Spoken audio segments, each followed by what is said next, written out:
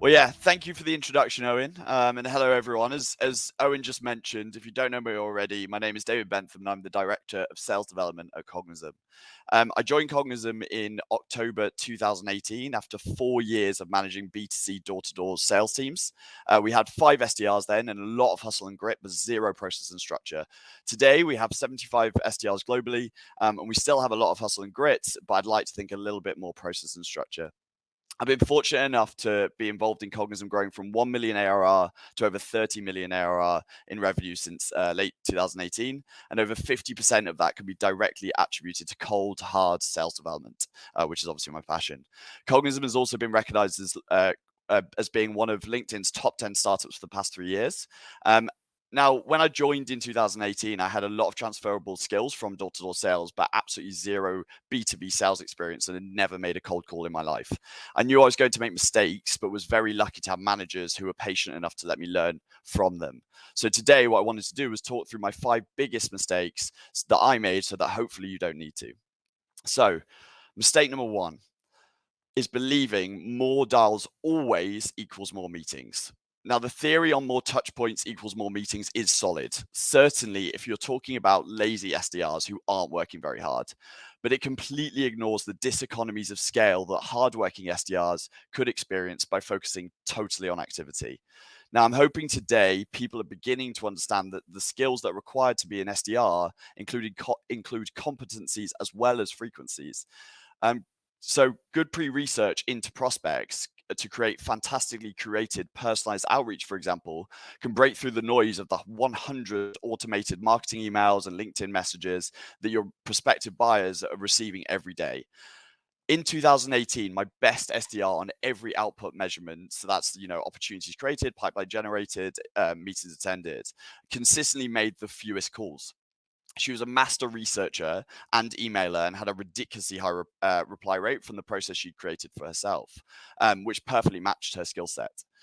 Every day, my manager at the time, and I won't mention who, would come into the office at lunch and check the call board for that day and ask me to take that particular rep out for a conversation where I was expected to grill her on, why was she behind the call target that we set for her, likely assuming that it's just because of laziness. Now, in the end, the rep fell into line and up to call volume. Now, but instantly, her output metrics that we mentioned before dropped. Those extra dials cost her valuable time carefully researching and crafting the perfect emails to a prospect. And she quickly became disillusioned with the role, as well as the fact that the business was losing very important opportunities. So today, I do not believe in a one-size-fits-all SDR process. And I try to build a framework that gives my team room to have a process which plays to their own strengths. I focus on activity KPIs generally, instead of forcing them to make just 100 dials a day. This allows my reps, for example, that are totally awesome social sellers to push for activity, but still focus on the areas that are successful for them.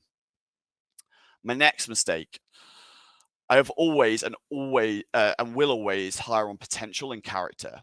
I like to have individuals that are moldable, gritty, and selfishly are most driven, managing those who I think I can make a real difference in terms of their career. However, one mistake I've made in the past is I've made glass half full. That's a difficult sentence to say. Glass half full hires. What I mean by glass half full is I see someone who has obvious red flags, but I focus totally on the few green flags and make the hire regardless. In 2019, I had this candidate who went to one of the top universities in the UK and was incredibly intelligent. I immediately loved the idea of hiring someone who had been to such a prestigious university and built this narrative in my mind that this is going to show other members of the team like how special this company and the role must be if graduates from this university were applying for it. During the interview, it was obvious, however, that this person was incredibly unorganized, and the task we asked them to complete was rushed and lacked care. They'd done very little pre-research into the company, the product, the role, and weren't very inquisitive into the role, which is always a red flag for me, especially with new fresh grads, because it suggests that they might just be looking for any role. But I made the hire regardless, and initially they did well. The drive and intelligence they had previously took them to the top of the educational system definitely worked while they had that new job drive. But pretty shortly after that, it all started to unravel. and their lack of organization, attention to detail, and general attitude came to the fore. So today, I train my hiring managers to have a glass half empty approach to hiring. And if they have any reasons to say no, just say no. Every person in the process also has a voice. And so if there is anybody that isn't 100%, we just don't make the hire. The next mistake, I absolutely understand that if you're working for a new startup, it is incredibly tempting to use other departments to help support training. And let me tell you, it will come at a cost. And so it's so important to understand that cost. When I first started at Cognism, new SDRs were taught about our product by the product team.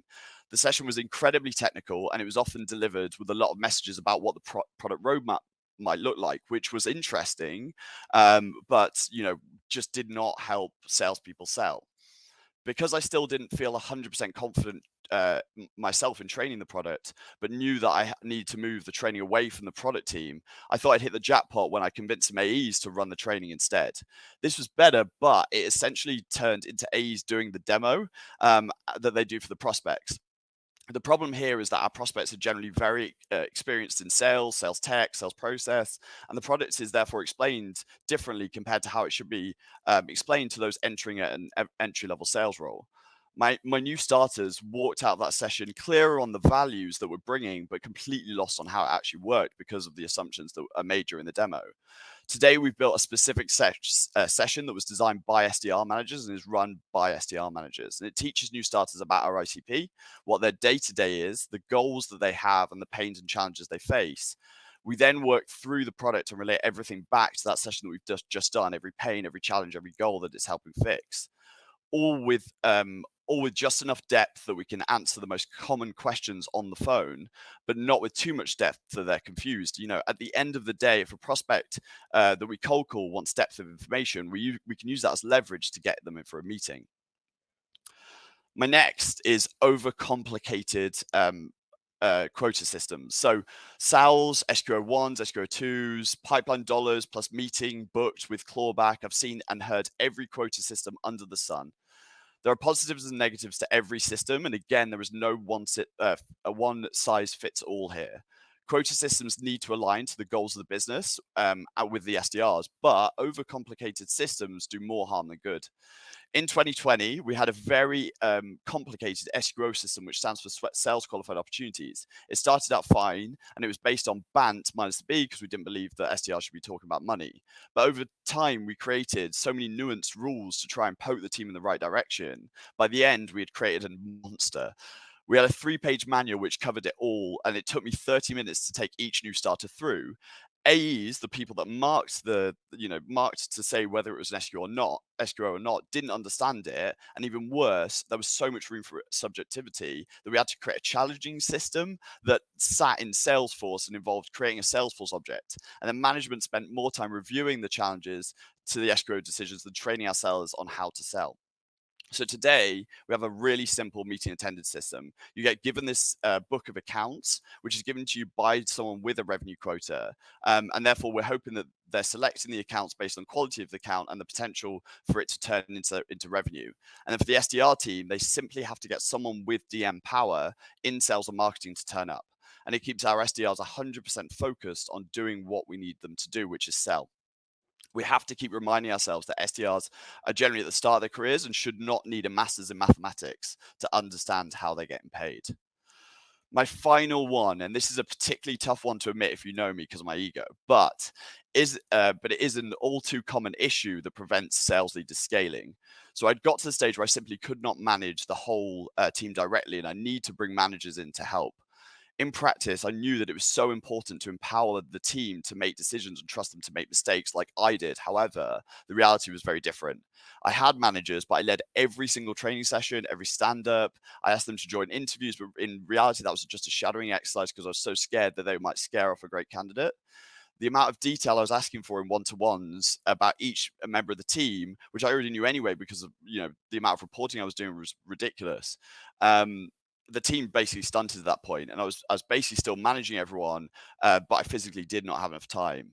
I was just so scared of letting go, and so scared of not feeling valued by my team and then the company as well. So today, I ask myself the question every day: is this me coaching the managers, or am I managing the reps?